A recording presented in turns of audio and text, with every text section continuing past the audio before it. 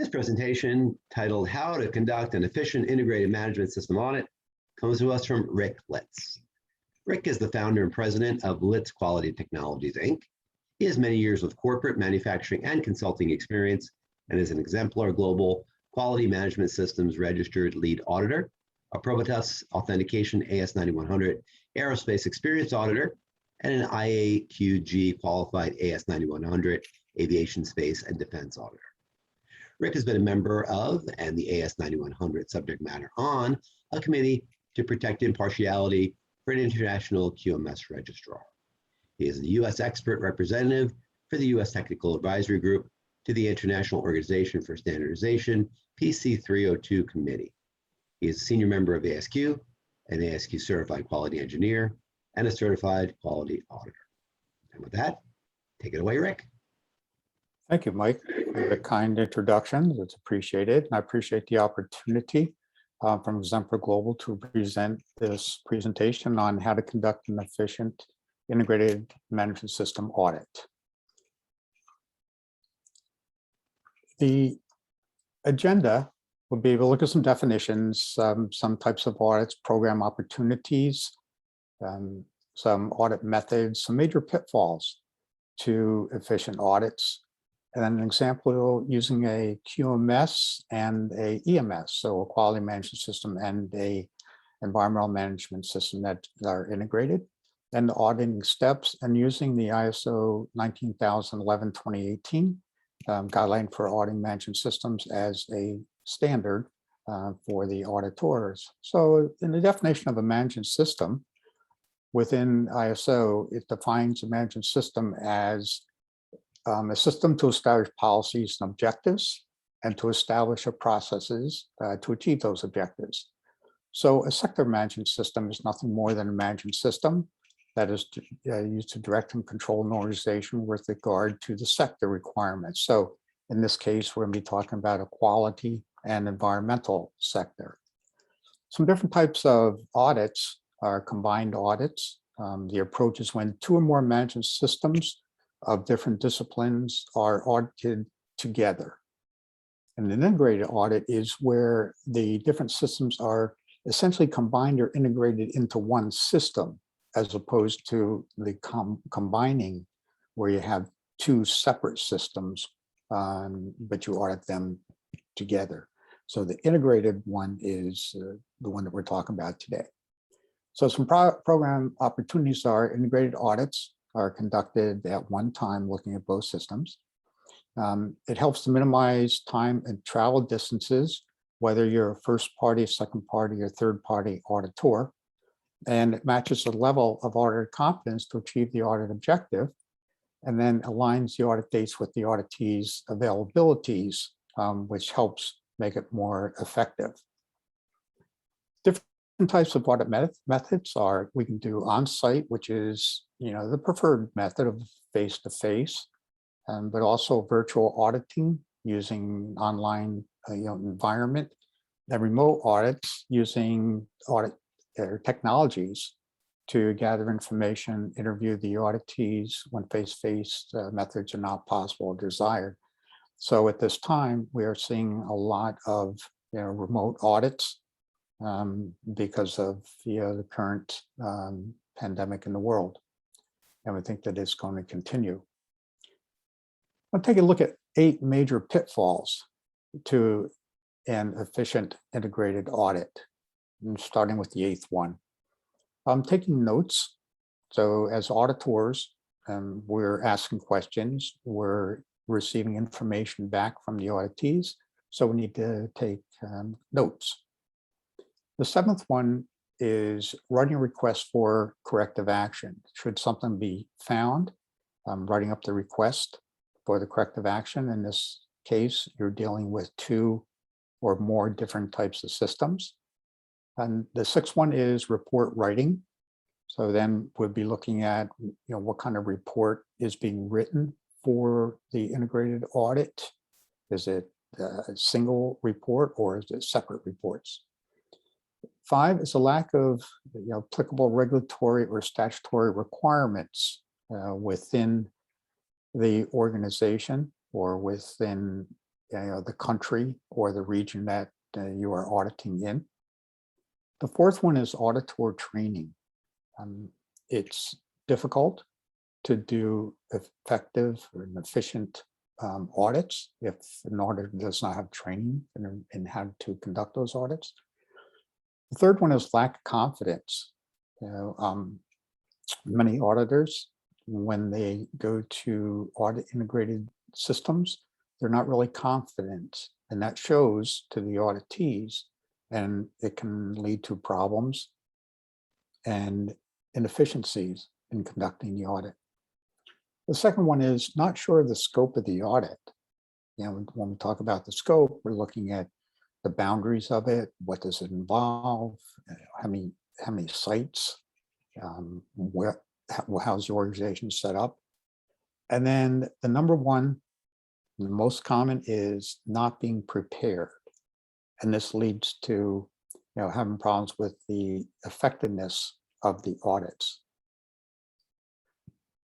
So some of the effectiveness in auditing are the planning, failure to set relevant audit objectives and numbers of audits, the resources, the selection of the audit team, the communication within amongst the auditors, as well as with the auditees, the implementation, the coordination of the audits within the program, control documented information because you're looking at several different systems, and then availability and cooperation of the auditees, and availability of evidence and possibly lack of understanding of it. So then we look at program risk and opportunities. In this time frame, we're looking at using online environments.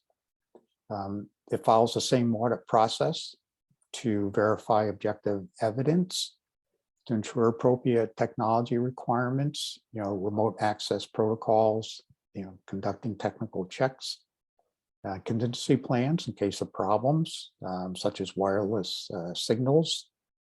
And then the auditor competence can be, a risk as well as an opportunity. The technical skills, the experience, the knowledge of regulatory and statutory requirements. And then one of the things with the remote auditing is asking permission to take screenshots and, sharing screens, email as part of the objective evidence.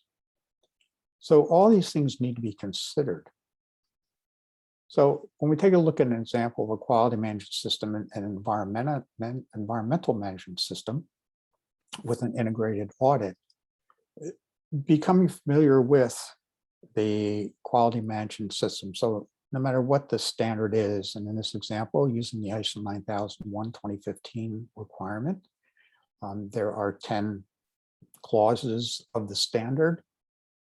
And when we get into clause 7, it talks about all the support activities, and it talks about the competence and awareness. So this is where some of the competencies for the auditors come into play, to have the knowledge to be able to conduct the audits. And then clause 8, dealing with the operation, which is part of the do part of the plan, do, check, act cycle. So this is where you're looking at what takes place within the organization as far as the operation. And then clause 9 deals with the performance evaluation, the check part, and this is where the audit team comes into play. And then 10 is the improvement or the act part, and this is where we're looking at possibly having nonconformities and corrective actions to deal with. So then moving on to the 14001 environmental management system, we see that it is laid out the same way that the 9001:2015 standard is. So this makes it much easier for auditors in the preparation stage, because the overall clauses are in line with one another, and the operation deals with the operational planning, control, and emergency preparedness and response. So you can see that the requirements in clause 8 are much less than they are in Clause 8 of the 9001-2015 Quality Management System. And then we look at performance evaluation, and again, we're back into, okay, we have the audit program as part of the check part of the PDCA cycle. And then the improvement is non-conforming, corrective action, continual improvement. So you can see that the alignment is the same, and this was the result of ISO going to the Annex SL format for all management system standards after the 9001-2015 standard was implemented. When we look at how we do process-based audits, again, it's based upon processes. So a process is a set of activities that are performed that transform inputs and outputs. So we have an input, triggers to do something, then there's an output. In the upper left, we have requirements, specification, regulations. So here you would be looking at both the quality management system and the environmental management system requirements in the same process. And then there may be some procedures or work instructions related to both the QMS and EMS. And then the resources, equipment, facility, supplies needing to carry out both of the requirements of the two standards. And then the employees have to have education, experience, and qualifications working in that process.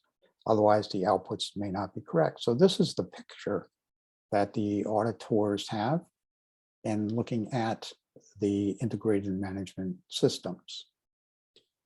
The ISO 19011-2018 standard guidelines for auditing management systems provides guidance on the management of an audit program, the planning and conducting of management system audits, the competence of an auditor, and the competence of an audit team. Is typically we're doing these audits in teams of 2 or more, and that helps with the effectiveness of the audit program. The auditing is based upon this risk-based approach to the principles of auditing. And risk is an effect of uncertainty. The effect is a deviation from expected or positive or negative. One of the things to keep in mind is when you're auditing these systems, the processes are considered to be in conformance with requirements unless proven otherwise. So when we do the audits, if there's some uncertainty in the state or even partial or deficiency of information related to understanding or knowledge of an event or consequences and its likelihood, then that may lead to considering a non-conformance to improve the system. So risk is often expressed in terms of a combination of the consequences of an event and the associated likelihood of it occurring. Principles of the auditing, the audit, it's evidence-based approach. And what the auditors are looking for is reaching reliable and reproducible audit conclusions, and the audit evidence has to be verifiable. If it's not verifiable, then it's not efficient. Okay, so that's what we're looking for. The auditors have to have fair presentation to report truthfully and accurately. You know, the audit findings, the audit conclusions, and the audit reports. So whether it relates to the quality management system or the environmental management system, it applies to it. And then there are the statutory, regulatory, and other requirements that may apply. So this could be local, regional, national codes, laws, regulations. It could be, for instance, the parent company corporate requirements that are also applicable. And there may be some contracts and agreements that are in place. And then there might be other requirements that affect the organization. So there's a lot of information that the auditors have to be aware of when they get ready to conduct the audits. Some personal attributes of the auditors in conducting efficient audits is being observant. So aware of physical surroundings and activities that are taking place, because you're looking at two systems at the same time. You have to be open-minded, meaning willing to consider alternative ideas, because things may not be done the same way in one organization, one division, one branch of a company. I have to be decisive, where you reach timely conclusions based upon reasoning and the analysis of the data and information that you collect during the audit. Being self-reliant, so you act and functions independently while interacting with others within the audit team as well as within the organization that's being audited. And collaborative, effectively interacting with others, including team members and auditees. So these are some of the requirements for auditors that are contained within 19,011 standard, and there are many more in there. The auditing steps, they're kind of a time rule of thumb to help the efficiency of the audit. Basically, there are 6 steps to conducting the audit. So step 1 is initiating the audit, and step 2 is preparing the audit activities. Step 3 is conducting the audit. Then step 4 is preparing, distributing the audit report. Step 5 is completing it, and step 6 is conducting audit follow-up if it's necessary. As far as time involved, typically we'd be looking at 40 to 45% of the audit time to do steps 1 and 2.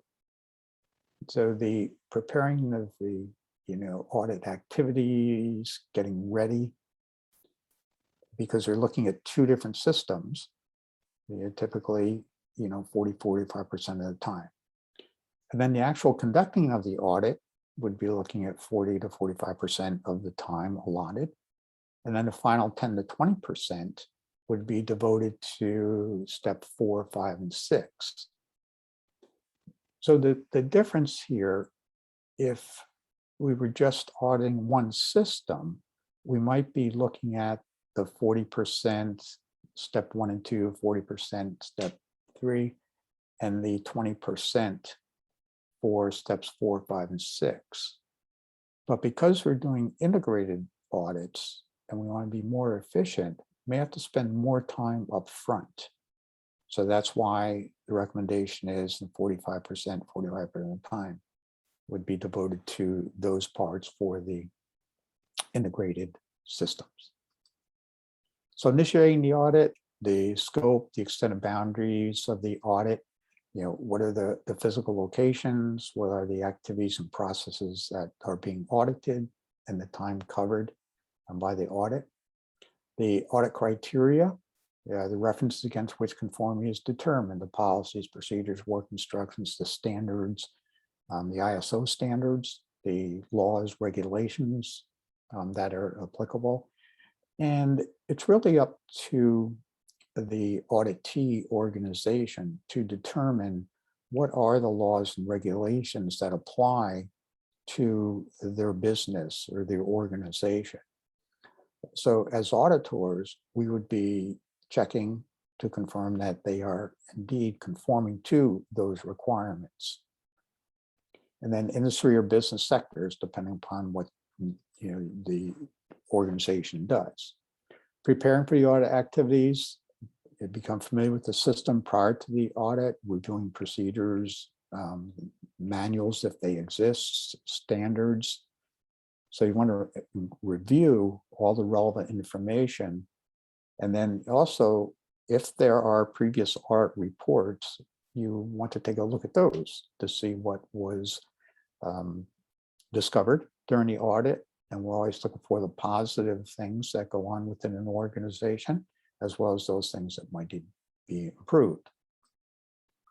The auditing and obtaining process information, it is very similar to the plan, do, check, act cycle, where you're planning and asking questions, you're observing what the auditees are doing. Then you're checking the evidence, what's the requirement, what is the evidence that you are finding, whether it's conforming or not conforming. And then you act and evaluate. So if everything's fine, you just move on to the next thing. And while you're doing this, you're taking notes. So note taking is very important because you'll have to write up reports, and that comes from information in your reports. So some summary challenges and opportunities for efficient audits. There are risks in conducting an integrated audit. Auditor competency is very important. So the knowledge of the integrated management system and standards and auditing techniques. Time management, the preparation, conducting, and reporting.